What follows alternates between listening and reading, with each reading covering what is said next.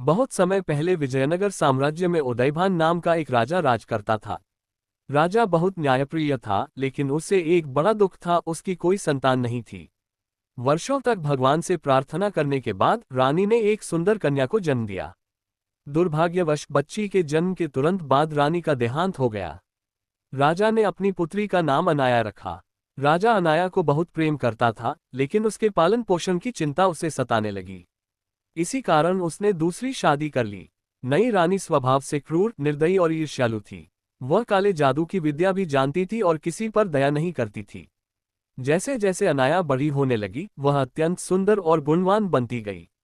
ये देखकर रानी के मन में ईर्ष्या भर गई।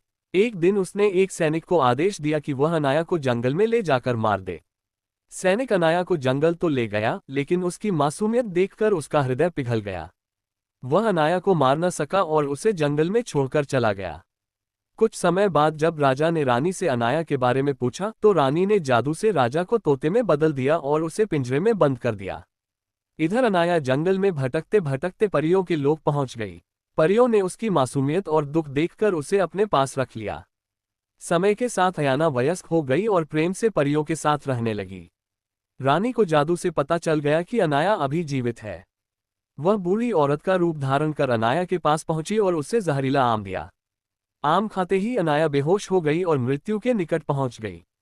परियां बहुत रोईं, लेकिन वे कुछ कर नहीं सकी।